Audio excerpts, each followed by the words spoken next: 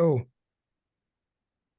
well, welcome to the Trainer's Bullpen, where trainers in the law enforcement space come to hear the experts talk about their work, experience, and research into human performance, particularly as it relates to the critical aspects of training motor learning and adaptive decision-making. The purpose of the Trainer's Bullpen is to bridge the gap between law enforcement training and the findings of academic research and current pedagogical best practice. Our desire at the Trainer's Bullpen is to help advance law enforcement training, to make research applied, and improve officer and public safety. The Bullpen is a production of Raptor Protection, and I'm Chris Butler, your host. And today it's my pleasure to welcome to the show Dr. Michael Kantor. Dr. Kantor is Assistant Professor of Exercise Physiology at Ohio Northern University. Michael has worked as a fitness professional, researcher, and educator for almost a decade. Dr. Kantor has conducted and published research relating to various aspects of human factors pertaining to the performance of police officers in high consequence and rapidly unfolding events. Dr. Kantor, welcome to the Trainer's Bullpen, sir. Yeah, glad to be here. Excited. So I'm excited too. I have read with great interest the research paper that you and your fellow colleagues published that we're going to be talking about today that has direct implications for law enforcement training.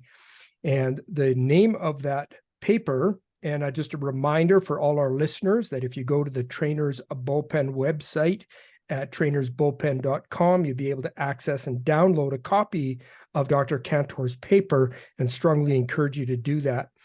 The paper is entitled The Evaluation of Tactical Movement and Firearms Draw Performance During Charging Knife Attacks. And Dr. Kantor, before I ask you the first series of questions that I have for you, I went on to, because as a law enforcement trainer myself for over 25 years and 34 years experience as a law enforcement officer, was well aware of certainly the potential dangers of edged weapons attacks on the job, had been attacked by an individual with an edged weapon at one point in my career. And just as I was preparing for this interview, I thought, I'll do a quick Google search just to look at what is the prevalence of these types of events happening. And just in very recent, I'm talking the last month to 6 weeks, I stopped counting on the number that I found on Google because the point was been made.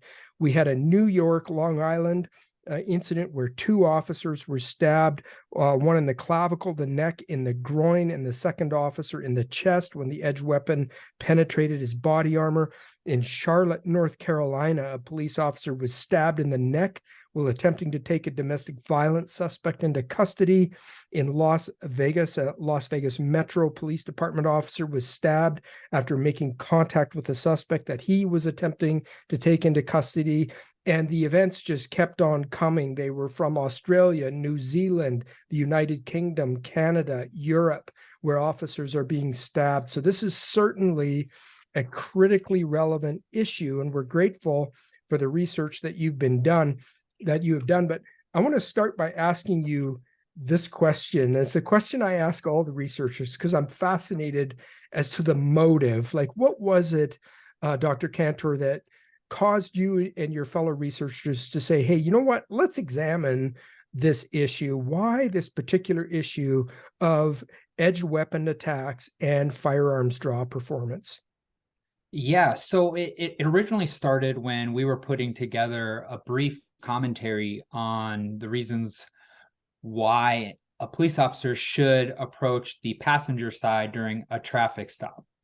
And the reasons behind that, with just having the A pillar and B pillar and the passenger seat, just giving an officer more time to respond if it does turn violent. And when we were doing that, that's really when we first stumbled upon the 21-foot principle. And as one of the few researchers really leading that charge, I started to uncover, what it was and kind of just the brief overview of it. And what I found was, wow, this has been around for a very long time. And for your listeners that may not know and who probably know, it's been around since the 80s. It was actually created by Dennis Tueller. He was a lieutenant in actually Salt Lake, Utah, and there hasn't been much updates since then. And what we kind of saw was a gap in that, not all violent encounters happen from such a distance away. And one of the main things that we kept on seeing was how this was kind of being used in blogs or other research, that they were really trying to put it in a position where this is the only way, this is the best way. And we found, hey, maybe if we can apply some additional human performance principles to this concept, maybe we can learn more about really the limits and the opportunity for officers to better be prepared, given the situation that, hey, not all violent encounters happen at such a distance. It's unrealistic to have an expectation or a principle that is kind of limited. So we wanted to expand on that. So that was really the motive, is we saw a gap, and there was a way for us, using the technology that we had in our experiences, to really hopefully add valuable information to help better prepare officers for the violent scenarios when they happen, not if. Right. No, that's very helpful. And I like your comment about the fact that not all of these encounters, and in fact, probably the majority of them, when you look at the LEOCA data from year to year, they are initiated at distances much less than 21 feet. I think over 75% of attacks on law enforcement officers occur at 9 feet or less is the initial initiating distance. But the reality also is that a lot of these attacks occur even when the officer is about to or is making physical contact with the subject. In fact, two of the incidents I read just from in the introduction, two of those incidents occurred while the officers were in physical contact with the individual. So I do appreciate those comments. I think this is really important. Now, how, as you were undertaking your study or beginning it, of course, you would have done a literature review or to look at the scope of the type of attacks. Can you talk to us a little bit about how prevalent are edged weapons attacks in law enforcement? What did you find? Yeah, so the really the main prevalence of knife attacks is, it's usually an opportunity crime. Usually, if it involves firearms, it's more premeditated.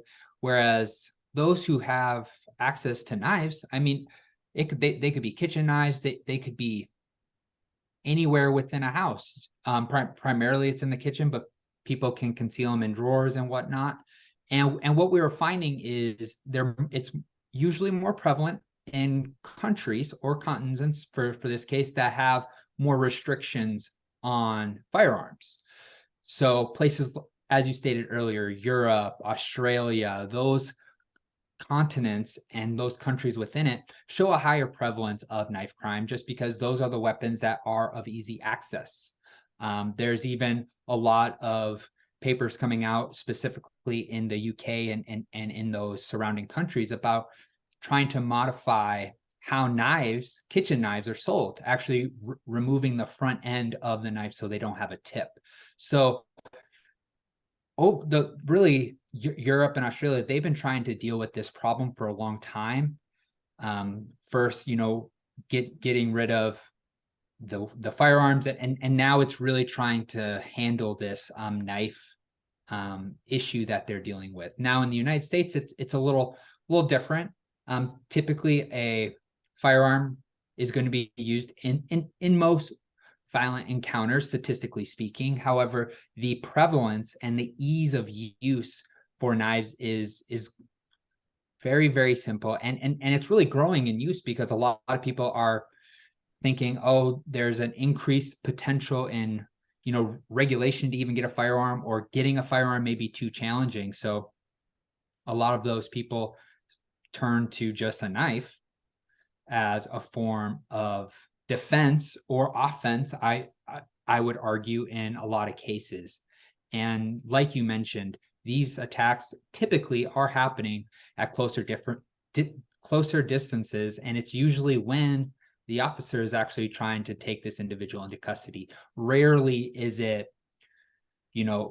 really when an officer is walking up to a house, individuals are charging at them. It's usually when they make a door knock, and then the door opens and someone is charging out at them. So they're very spontaneous in nature. And the biggest thing that we kept on seeing is a lot of times officers are put in a position where it's unfortunately a lose-lose for them.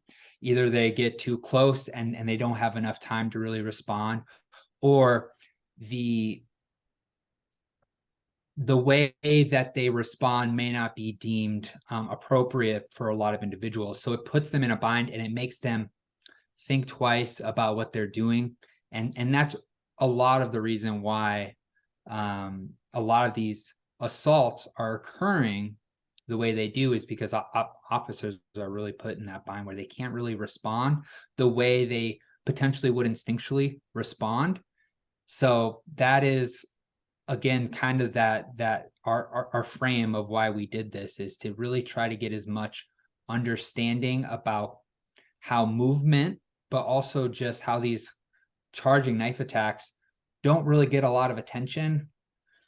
A lot of the attention goes towards understanding maybe what the officer's experiencing during that time, but not combining both the officer and the attacker in a joint experiment.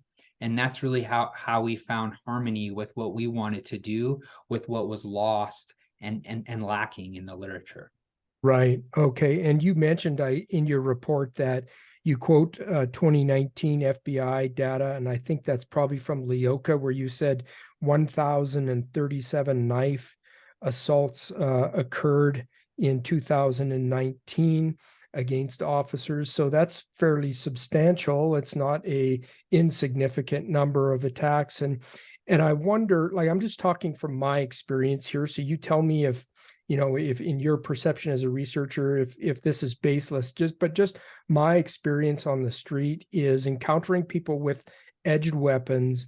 Often they have mental health issues, they have addictions issues, and they typically they'll carry a knife because of their mental health issues as a measure of self-defense. And so when officers are then making contacts with those types of people in the community, which we often do because we get called about, behaviors that these individuals are exhibiting, and then the officers there making contact with the individual who's armed with an edged weapon. Did any of that come through in your research about the difference between, because you mentioned premeditated, where I think you're onto something there, where people who are criminally minded, cognitive aggressors, premeditated, they don't arm themselves with a knife, they arm themselves with a handgun. But in a different population, do you think edged weapons are much more prevalent in that population? Yeah, I necessarily can't speak on statistically the prevalence of, say, knife wielding in different populations, but what I can really speak on is the understanding that in the US, getting a firearm can be a little simpler, whereas those who are experiencing some type of mental health issue, they are going to get flagged and not be able to use or receive a firearm if they choose to. So they're going to have to resort to something easier, which for violent purposes, a knife is a great way to conceal it and use it. A lot of what we were trying to do in our study was look at the human performance factors of knife attacks and how we can apply our background as sports scientists to this population.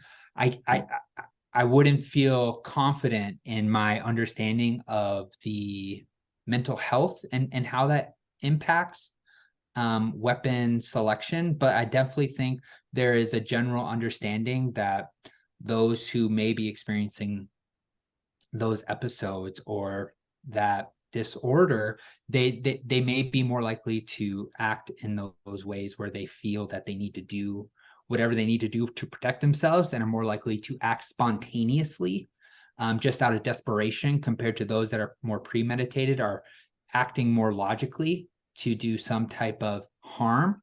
So I think there's that balance, but I think there's a lot of work that's needed to understand that aspect and Right. how, before even getting into, knife attacks, working on de-escalation and understanding cues of what's triggering individuals to act out, and all of those preemptive actions that can be done. Whereas our study, that a lot of what we're going to be talking about today, is once all those ships have sailed, what can we do? Right, exactly. And now you briefly mentioned the 21-foot principle, and I noticed you were very careful to use that word principle, because most law enforcement trainers would use the word 21-foot rule. And I think it was even published at one point in an old periodical called the 21-foot rule. So first of all, I want to ask you, why do you call it a principle rather than a rule? And then I'll have a follow-up question on that. Yeah. So a lot of what we kind of were deciding was, we heard both, and it was a fine line that we were walking, because we wanted to make sure that, when we discussed this, that we weren't necessarily trying to make the principle seem less than it was. We wanted to kind of discuss how there was more to expand on. So, in our paper, we really wanted to highlight, and you kind of saw, is we wanted to make sure that the term we used was it allowed for expansion, whereas things like rule seems really concrete, whereas principle, you can build upon that, and that's really why we used it. And legally, how we kind of discussed it was, if you use rule, it's kind of set in stone. Now, if we can use principle, like how it was originally presented, it allows for more expansion of it. So that's really the way we came at it, because we knew we had to be careful. Yeah, sure. And that makes perfect sense. And the reality is that there are very few, if any, tactical rules in law enforcement. I mean, because as soon as you use that term, a rule, it becomes inviolable. Like you said, it becomes concrete. And officers are always operating within a milieu of contexts that are constantly changing and different in every incident. So to look at these types of tactics as principles is certainly, I think, a more appropriate way to go. Now, you mentioned in your paper here in the introduction some research by an individual by the name of Sandel et al., Sandel and colleagues, that was done in 2020 that I think built upon the 21-foot principle. Can you tell us a bit about what was the work that Sandel did, and how did that add to the understanding of the 21-foot principle? Yeah, so Sandel and his group, they were really one of the first to really reevaluate this 21-foot principle. And the way they did that was, it was separated into three different parts. The first one was, they actually just had individuals, college-age students, run 21 feet and to record how long it took. Then they had officers just draw their firearm and discharge their weapon once and recorded how long that took. And then the last part was, they actually had the students now charging at the officers, and the officers then had to make different tactical movements to record how successful they were. So that really set the ground stage of, what individuals are trying to do now. And we kind of reported on what they did was, they actually took that information and they extrapolated based off of the success rates that they found at individuals drawing and firing in response to those individuals charging. And they said, in order for 95% of the officers to be successful for a charging knife attack with their sample, the average individual had to be 32 feet away. And we thought, well, the original 21-foot principle by Tueller, they had their individuals discharge their weapon twice. And this study had them discharge their weapon once. With that, we saw how these different movements affected performance. It can be expected that if you create space in between someone charging at you, you're going to increase the success rates. And that's really what they found. And one of the things that they didn't really report on in that study was how long were the firearm draws in the actual attack. And also what were some, modifications made to their firearm draw to accommodate completing a response on time. So we found a couple of, gaps that we could really fill is understanding, well, what are these officers doing in the actual charging attack to make them more efficient, to make them successful.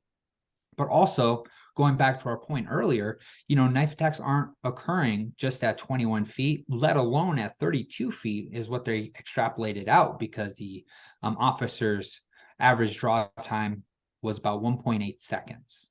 So we found that, well, maybe if let's apply a lot of these principles, let's add some movement, but now let's have actual attacks coming from 21 feet, but also now closer, 15 feet, and even closer than that, 10 feet. But then also consider what they found in terms of they assumed 32 feet was going to be the absolute needed to do 95% of the officers to be successful. So we thought, well, let's do 30 feet just because it's a nice standardized number. And we can go from there if building off of it, if something drastic comes out. We were under the impression going into it that 30 feet was going to be more than enough for the officers to respond. And as we go through this, we'll kind of see that was necessarily the case for what we found. Okay, great. And I have just a couple of clarifying questions. So when you mentioned the word successful and talking about the Sandal study, what does that mean, successful? Does that mean that the officer was able to discharge to get a shot off before being contacted with the edge weapon, or what was the definition of that? Yes. So for their study, it was if the officer was able to return fire prior to getting contact from the individuals charging. So we followed that same suit with our study following that. The survivability rate is kind of what we termed it as. Is the officer able to return fire, not just one shot, but both shots prior to the individual charging, basically coming within arm's reach or past the extended firearm prior to that second bullet being discharged. So yeah, we had to kind of, we didn't want to be biased in terms of how we were reporting it, because when you say success rates, you think, oh wow, it's a good thing if officers are able to respond and potentially harm or kill an individual. And but for clarity purposes, we had to be very concrete in what we wanted that to represent. So that's kind of how we built upon our definition for success in our study. Okay. Now, in the original Tueller study that was done and in the Sandal study, did the officers, so were they aware that an individual was going to begin charging at them with a knife? So what I'm trying to get at here is that, were they already primed with that information, and so they were just perceiving and responding, or was there some assessment phase in the decision-making loop? Nope, you are exactly right. They were primed. They knew that the individual was charging. It was just a matter of when. So it was strictly reaction time and skill execution at that point. There was no startle of, oh, they're moving now, I have to react. That wasn't the case. They knew that the individual was charging at them. So we wanted to be as consistent with what was previously done to kind of mirror and build upon the original 21-foot principle, but also Sandal's work, which was great. It really laid a good foundation for us to build upon and to expand on. Sure. No, and I think that's great. That's helpful. But just one thing for the listeners to be aware of is really taking away that in Boyd's OODA loop, the orientation, the sense making piece of it is fine as long as we understand that the results really present a best case scenario for reaction time when you eliminate that out of the decision making process. Would you agree with that? I couldn't agree with you more. We previously did a study where we looked at basically an ambush with a firearm from across the room. It was roughly 25 feet away, and we recorded startle response time actually. So the physical movements that occurred in response to the stimulus of us basically essentially attacking officers from across the room. And what we found was up to, on average, it was around 3/4 of a second. So, again, another piece of the pie that is crucial to understand when you're interpreting a lot of, these primed situations, best case scenario is, out on duty when things are occurring, nothing's perfect. So it could be lighting, it could be, it could be bright, it could be too bright, you could be facing the sun, so everything could be delayed a little bit. And our study really gives best case scenario. This is kind of the human performance factors that you can expect. Perfect. Great. And so, Dr. Kantor, what were the research questions then that you looked at Sandel's work and you said, okay, let's replicate this, but let's go further. Let's look at firearm draw performance. Let's look at officer movement and tactics and different distances. So what research questions or hypotheses did you and your colleagues have going into this? Yeah, so our first just general aim was to examine the firearm draw performance and survivability rates using 3 different tactics in response to a charging knife attack. So stationary, lateral, and moving offline, which we'll kind of discuss more throughout. And really what we were interested in was how do those 3 tactics and firearm draw performance kind of differ at 10, 15, 21, and 30 feet. Now, we kind of wanted to see what was the safest distance and what was the best defensive tactic implemented on to kind of end with the highest rate of success. So again, our hypothesis was, of course, the 30-foot distance would be the safest. But in terms of tactic, we sought out and thought the lateral tactic, which was moving offline to the holstered side, was going to have the highest rate of success. And then kind of our last more exploratory aim was just to see kind of how officers' firearm draw performance was during those scenarios and what was optimal, like what would lead to a higher success. And we'll kind of talk about those modifications that we saw, and specifically the firearm draw performance times that can be kind of seen as, a goal to be able to get to ensure protection at those certain distances. Excellent. One of the most common things that I have encountered, and I suspect other trainers have as well, is the natural reaction of officers when there's that, especially spontaneous attack at close range, is to, as you try to get distance, because I think the brain is just naturally wanting you to get far away from that threat. And so it seems the automatic response is to backpedal quickly. And officers are often, as they're scrambling and backpedaling to try to get their handgun out. Did you look at backpedaling as a tactic in this study as well? We did, yes, we did. And it was actually very hard for our officers when we actually had them hold still. They instinctually moved a couple of times, and we had to redo it and say, you got to try to stay still. I know it's hard. But they definitely we did the back pedal and then the moving directly lateral. A lot of the officers that we had, they kind of had a mix between back pedal and lateral, kind of going at a 45-degree angle backwards rather than a straight 90 degrees or straight backwards. So they kind of had that mix just instinctually. A lot of it was, that's just what they practiced. So us trying to kind of cue them and get them to do kind of against the grain for some of these was an interesting experience. Sure. Okay, why don't you tell us a bit about the methodology? How did you outfit the officers, and how did you undertake the study? Yeah, so we had a good a collaboration with a local police department. They were awesome. And basically what we had them do was when they came in, we hooked them up.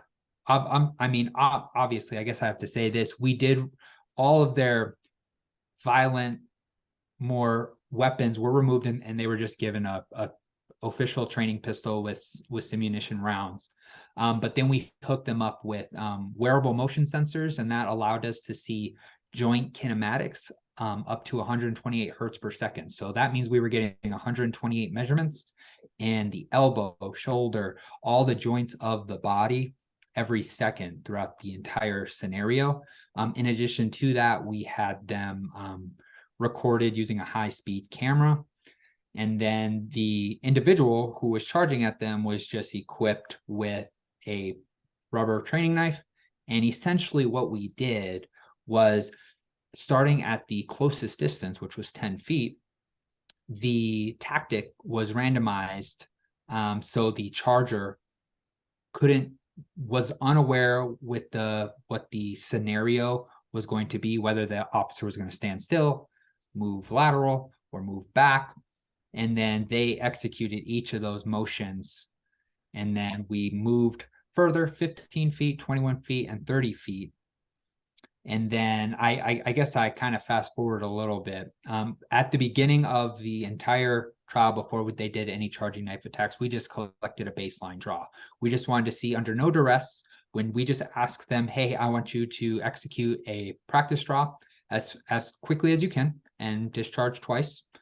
And then we recorded that time. And that was used to kind of see the differences in firearm draw performance at each of the distances, but also when executing each of those tactics. So in conjunction with the camera and the wearable kinematic sensors, we were able to get really good, rich data on firearm draw performance, trigger cadence, and also attack speed from the knifed attacker, who was essentially trying to simulate the 21-foot principle speed, which is around, in 1.5 seconds, you're covering 21 feet, which is anywhere from 9 to 11 miles per hour. So each charging attack was simulating that exact speed that was deemed an average healthy male traveling. So we really tried to replicate the original 21-foot principle as much as we could, but by also elaborating on Sandel's study to make it a little more in-depth with a little more measurements taking into account. And those wearable sensors, so you said they're recording at 128 hertz. So, I mean, that must have been just a amazing amount of data at the end of that study. How many sensors were on each officer? So we had 15 sensors on each officer. So you could see almost any limb of interest: elbow, knee, ankle, head, neck, hips. You could see it all. Of course, we focus a lot of our attention on the arms to really get a better understanding of the firearm draw. And one of our figures, you can really see the breakdown of the firearm draw, specifically on the dominant elbow. And that really gives a good indication of kind of the different phases all the officers had to go through into just receive the weapon, but also to discharge it in a short amount of time, which was very enlightening for us to kind of see. And it allowed us to really be able to pick apart the effective portions of the firearm draw for a lot of those officers, but also some of the drawbacks or modifications that they made, because we were able to see it so clearly because of all those data points we were able to collect. Right. And I certainly noticed that when I read through the study, and I was fascinated to see that just the difference, and we'll get to this. So a bit of a spoiler, though, is that when you looked at the kinematics of the draw stroke on those different distances, I was amazed to see the variation that existed in really officers were not replicating a draw stroke. Like I think we often think as firearms trainers, and this is the point I want to make now as we go on, is we spend so much time on the range, on the static range, just draw stroke, two-handed draw stroke, draw stroke, draw stroke. And we think if we just get this biomechanic or this kinematic pattern down, then that's what the officer is going to replicate in the real world.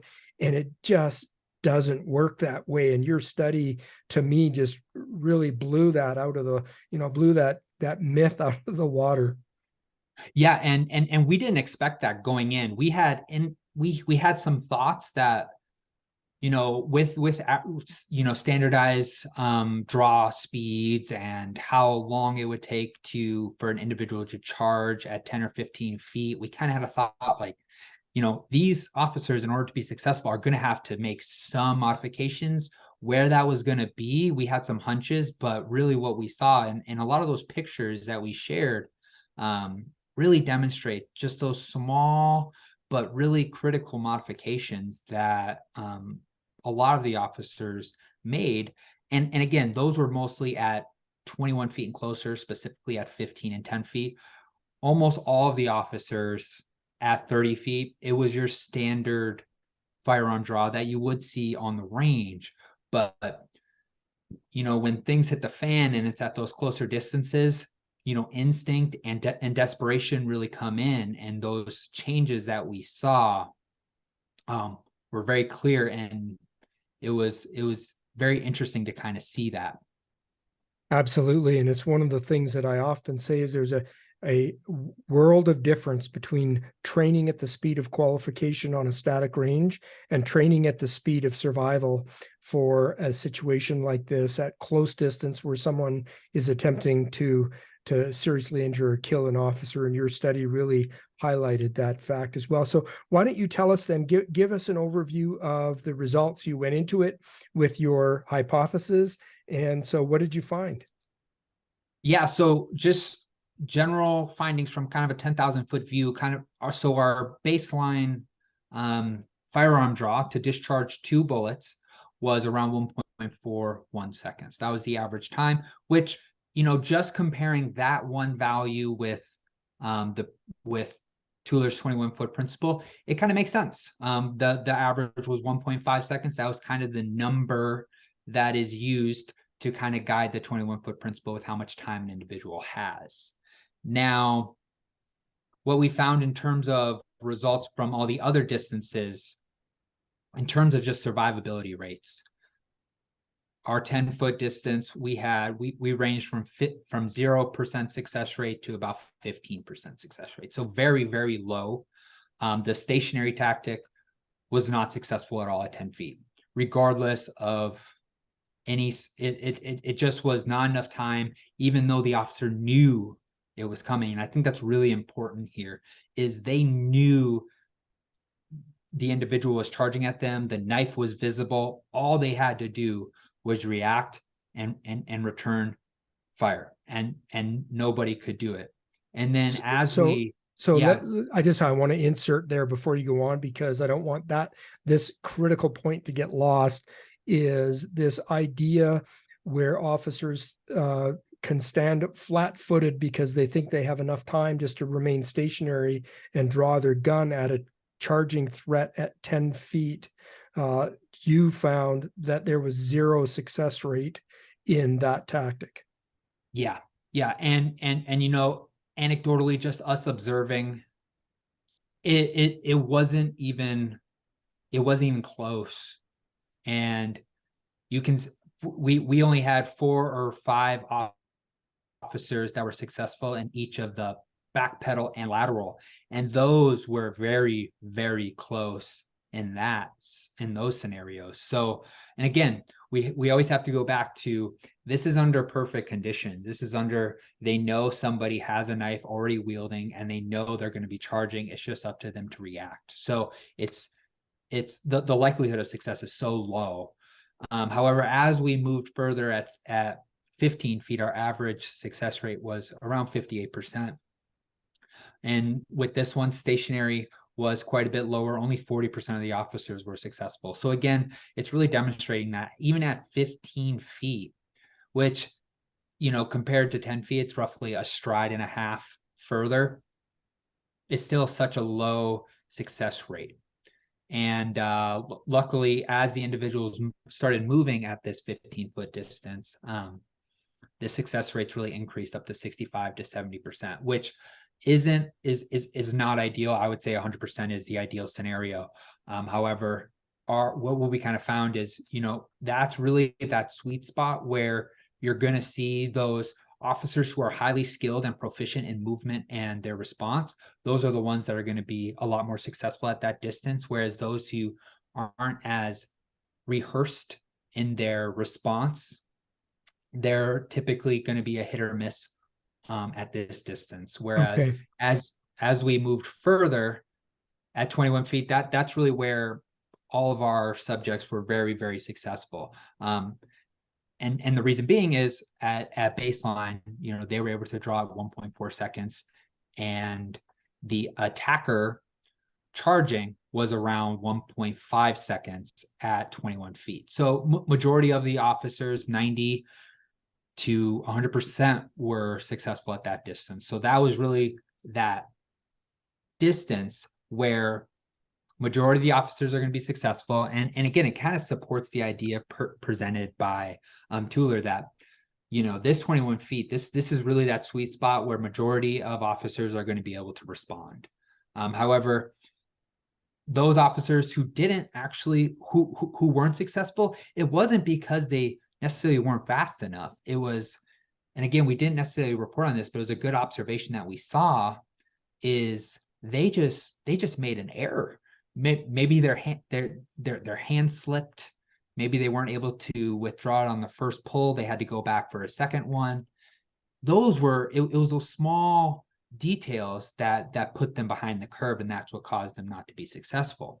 So I think that's Now, really, sorry, yeah. I just want to interject there, because I think that is critically important for trainers to hear what Dr. Kantor just said, is that when officers are now performing under pressure, under real world and this wasn't even real world pressure. This was just a research study, but there was pressure to perform. And even under the sterile research conditions, there were performance errors. And in the sporting world, they would call that a choke. So there's some type of a performance failure that happened. And again, we often say that officers don't rise to the occasion, they fall to the level of their training, and the critical importance that the training environment is representative of the criterion environment, so that we reduce the chances of those types of performance errors happening. And Doctor, you mentioned, I just want to go back to 15 feet for a second, because this is important. So at 15 feet, the officers who stood stationary and attempted to draw, their survivability rate was 40%. But as soon as they started to move, the officers who moved laterally improved their survivability rate to 70%. And even those who began backpedaling improved their survivability to 65%. So again, I think the takeaway there is that movement is king at those close distances, is starting to get your feet moving even before or certainly during the draw stroke process. Would you agree with that? 100%. And a lot of the officers that were successful were the ones that were simultaneously moving and going to receive and get and deholster their firearm. A majority of the officers did that in majority of the cases, specifically at the closer distances. But as they, as the distance, upwards of, 30 feet when they were charging, it almost seemed like a lifetime for them to respond at that point.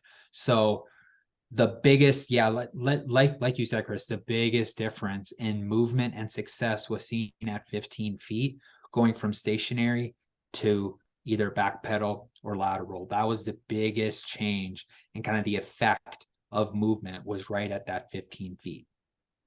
Okay, great. Sorry to interrupt you there. Carry on. What else did you find?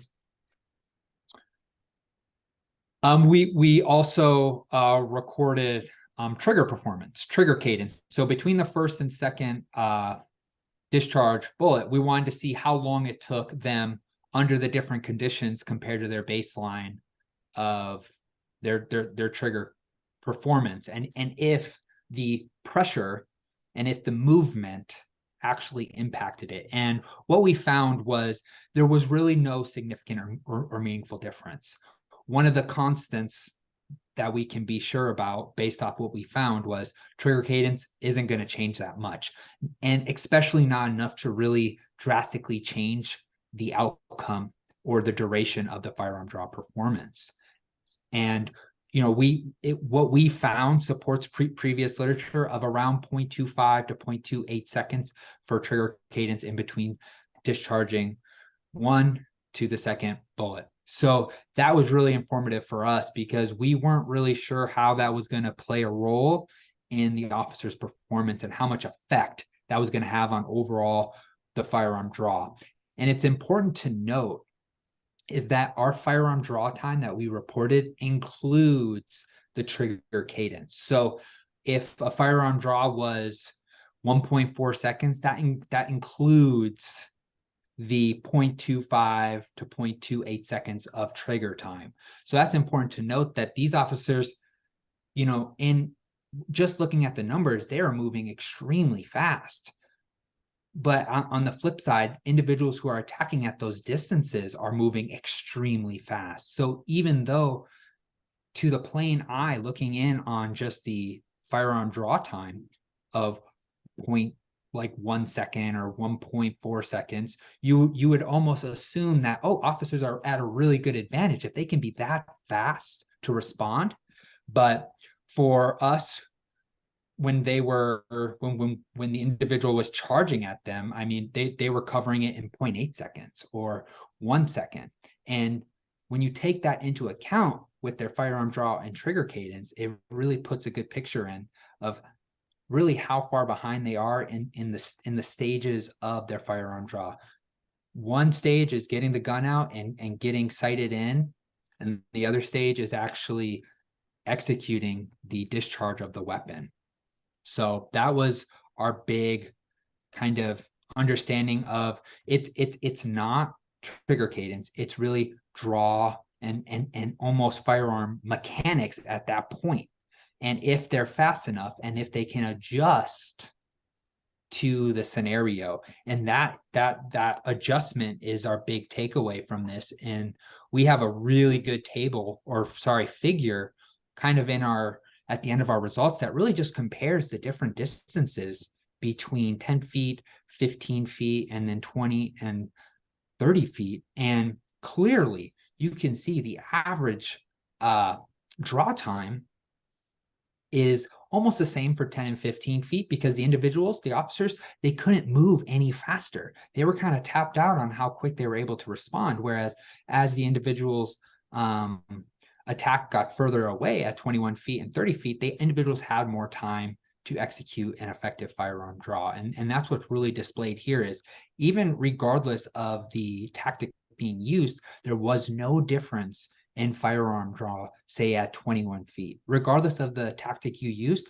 firearm draw wasn't significantly different, say if you were stationary or if you were moving. So that leads us to say, well, movement is king. As Chris, you said earlier, that's really the big difference in success at those closer distance. Movement. It's if you're able to maintain that fast and efficient firearm draw, which is on average, we found almost a half a second faster than when we just told them to draw their weapon and fire. So this is a clear indication that officers are a lot faster than what we may think. But even though they are faster, they aren't fast enough in a lot of scenarios. Right. So there's a difference then is what you're saying between I guess what would be like a range condition where you just had them draw and you measured that speed and then their draw performance under pressure. So you're saying when the officer is under pressure, the speed with which that draw occurred was approximately half a second faster. Is that accurate? Yes. It could be up to a half a second. Some were just, 0.2 of a second, which is still meaningful in the parameters that we're talking about, which if they could increase their draw time by 0.3 seconds, that's actually a whole, that's the difference. 0.3 seconds is really the difference between are you able to discharge your weapon or not. Right.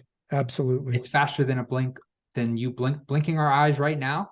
That's how much, it's faster than that.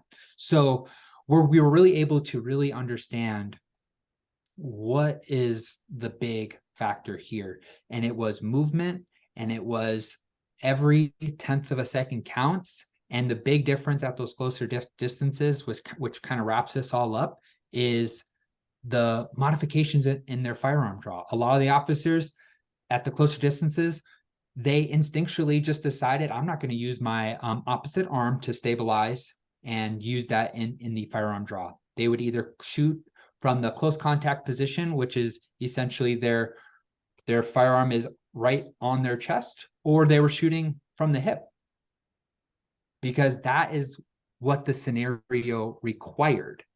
And it was very clear that some of the officers, some of the subjects knew that, where some of the officers, and to their credit, they were probably slightly newer and not as experienced, but they didn't connect those dots of, oh, I need to modify to fit the scenario that I'm in now.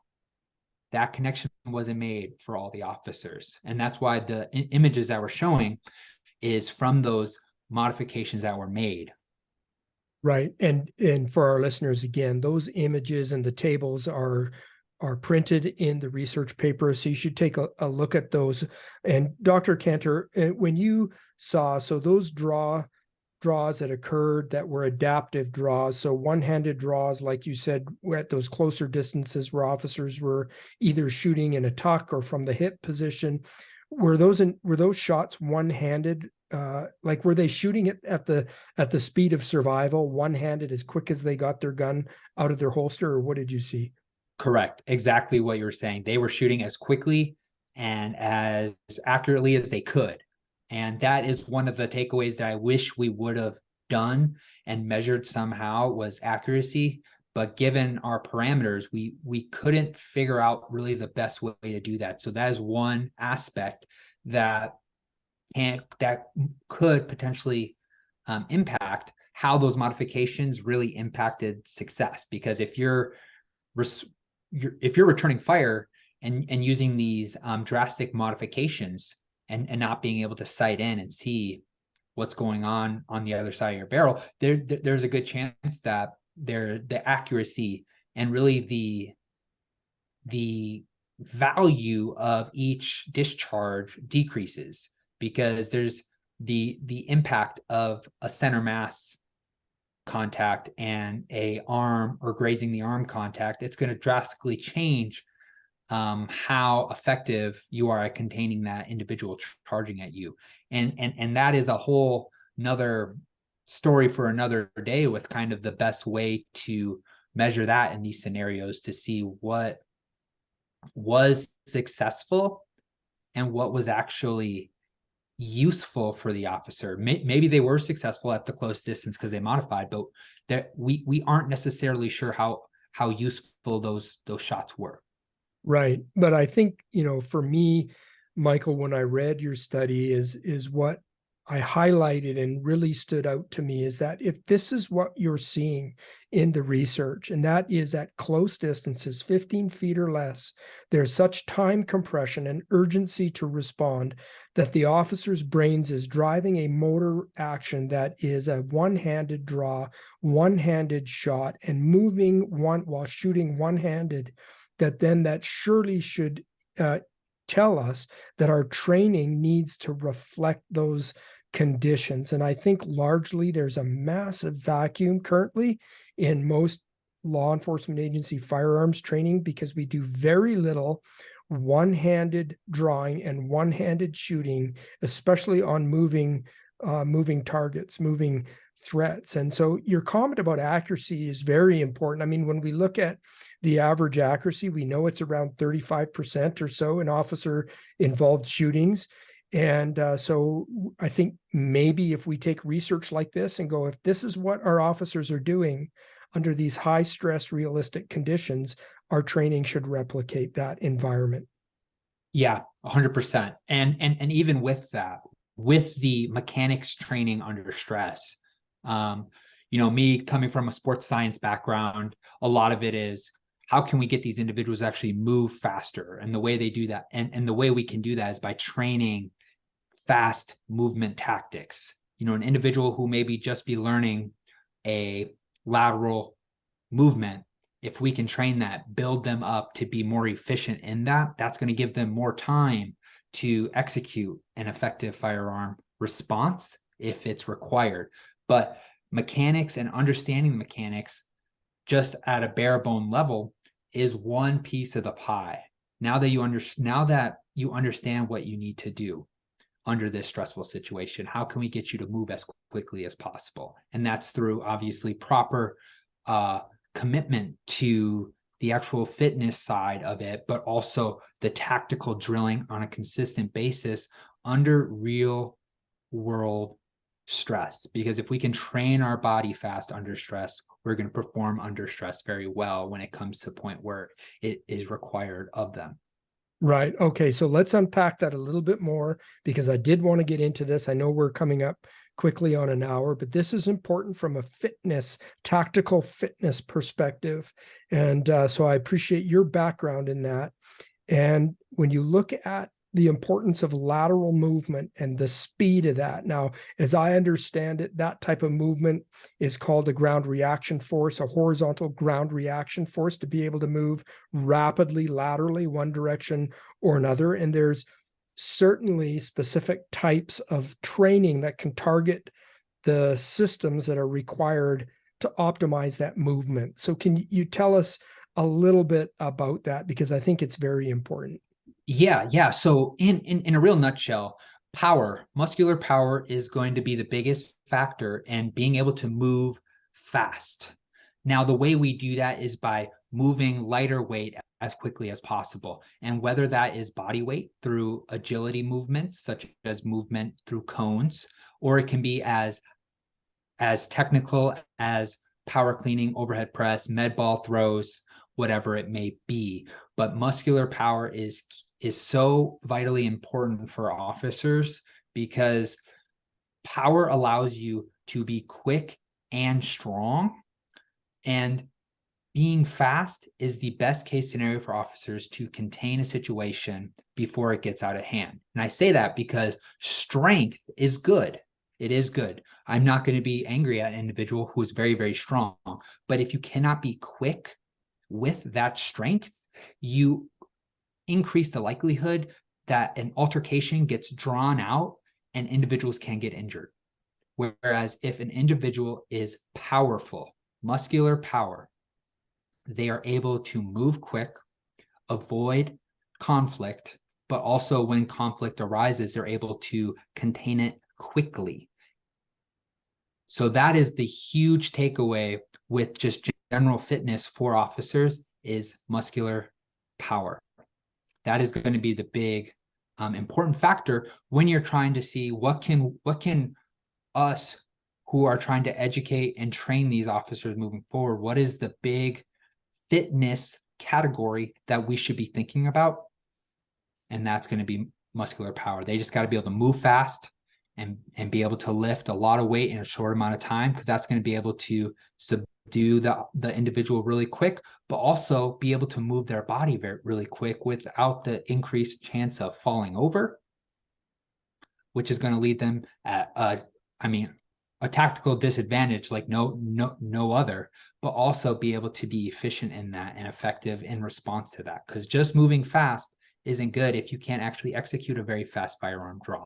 So it's multifaceted. So muscular power, but also building upon the mechanics of a fast and efficient draw. Right. And so a couple of things just to ask on there then. So you spoke about the ability to stay on your feet. So this idea of proprioception, like rapid movement, but actually maintaining good agility and balance and movement, do you believe that? So if you wanted me to improve that tactical performance, that power, would I be best to put myself into some sort of a tactically functional high intensity training program that is a whole body type of training program? Because often I think what we do is we see isolated linear types of exercises to develop certain aspects of strength or even power, but not whole body proprioceptive agility type of skill. What's your thoughts on that? Yeah, what I would first say is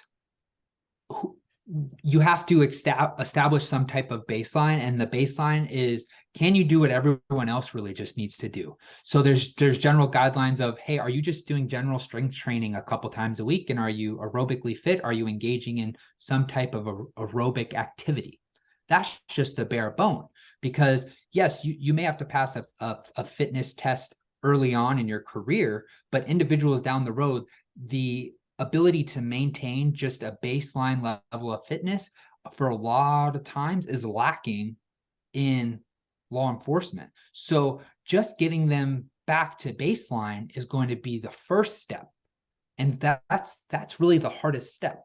There's a lot of officers that I've seen, they're well above that, and they do a really good job of searching out other modes of exercise, such as, band work or lateral movement work or plyometrics, to really get their power up and going. But asking an officer who maybe is just trying to start out with exercise again, it would be unrealistic to ask them to do a high level training before they establish that baseline. So general, just getting in the gym for a couple times a week, doing 8 to 10 exercises of major muscle groups, upper body, shoulders, chest, back, legs. That's the first part. Build up just general strength. And then once they get there, they're going to be exponentially better than what they were before in terms of movement. But at that point, then we can really take it to the next level and do more specific movements to improve agility. Whether it's practicing agility shuttles side to side, whether it's weighted vest side to side, or if it's more Olympic lifting to really get that whole body power engaged. So I think there's steps that need to be achieved, and that is going to be best for adherence long term, because unfortunately, fitness, you can lose it really quick if you don't maintain it. So the best way for us to get buy-in with officers is to start them where they're at now, get them back to baseline, and then once they get to baseline, then you can really start addressing how to really improve power just that much more, or lateral agility that much more. So stepping stones is going to be huge. Perfect. So there's no one size fits all approach. It's going to be different for every officer. It's going to be different for different departments, depending on the current fitness level and health status of their officers. Because being an officer, compared to almost any other career out there, you are constantly under stress. So the health of the officer should be priority, getting them to a healthy state. And then once we get them to a healthy state, that's already going to improve their ability to maneuver. But then once they get there, then we can start building up their fitness, their power in more specific targeted ways. Perfect.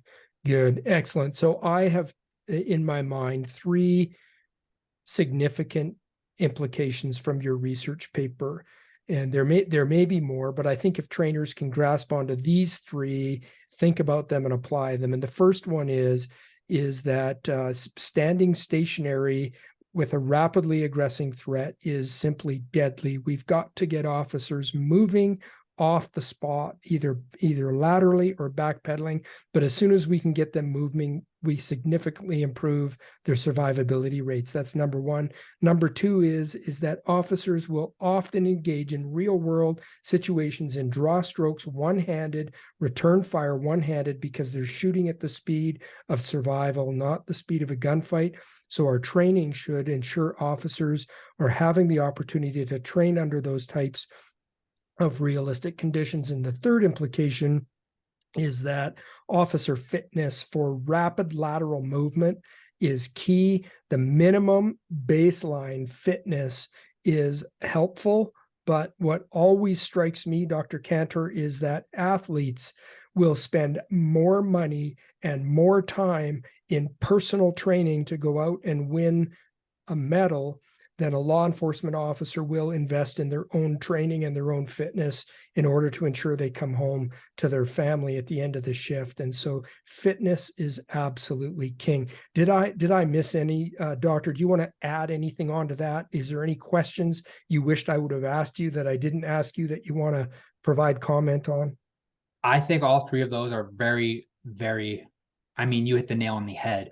The only thing I would actually add to that in terms of you compared the athlete getting personal training and the officer not being willing or able to invest in themselves.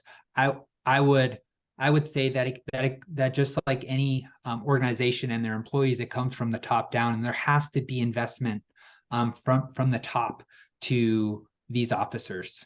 That is the long lasting way for officers to develop the fitness level to be healthy and to be fit and effective at their job, just like athletes. And again, that's the lens that I bring it in, and I think it's important because we treat athletes on this high pedestal because they're able to win Super Bowls. And one of the reasons why I really enjoyed this study, but also just entering the world of tactical research, specifically with police officers, is you are not training for a gold medal or a win. You are training to survive and improve the outcomes of these violent scenarios that officers will encounter, knowing that the support system for these officers has to drastically improve, and it has to get prioritized, because if not, there's going to be just a continual downturn in just the ability of these officers to be athletes. And I know that sounds weird to say, but police officers, law enforcement officers are athletes, and they have to be treated as such. Therefore, they need the resources with fitness, health. I would go as far as say nutrition and injury prevention, just as much as your Division I professional athletes. This group needs it just as much, if not, I would argue, I would say more. I think they need more resources than what professional athletes get. They need to be treated almost like royalty because they are doing such a challenging job. And I come at this with no real, I say it's no necessary police experience out in the field per se. I come at it from a sports science lens, looking in and seeing how much time and effort we put into athletes and how much time and effort is not being spent on this population. That's why I've spent the last 4 years trying to learn as much as I can and to add information and human performance measures to this area, because this group is lacking in evidence-based practices of how to use their fitness and human performance measures to improve their outcome, preparation, and efficiency out on duty. So that's kind of me in a nice bow of why I do what I do. I went from wanting to get first place with the subjects I was dealing with to, hey, how can we get these individuals home at night to their family? And that's what drives me every day, to really work with these individuals and learn as much as I can to help these individuals. Well, thank you, Dr. Kantor, and your dedication and passion for doing that certainly came through in this interview. And we thank you for the research that you did, this research paper, not only this one, but the other research that you've been involved in, and undoubtedly the other research papers that are going to be coming off your workbench in the coming months and years. We appreciate that because it is this research that helps us use an evidence-based approach to advance officer and public safety. So thank you, sir, for what you do. Thank you. I appreciate coming on here and being able to share a little bit of what we're doing. And I appreciate just the opportunity I've had to be able to do to apply my skills and to apply my newfound passion to work with these individuals in this profession that, I mean, most down to earth individuals who are just so caring for, they are willing to put themselves in front of, danger to protect everyone else. And, they deserve so much praise and appreciation for that. And I'm just trying to do everything I can to kind of just make their day a little bit easier with some information they can use day to day. Well, thank you for that very much. And we look forward to having you back on the Trainer's Bullpen. Absolutely. Looking forward to it. Thank you.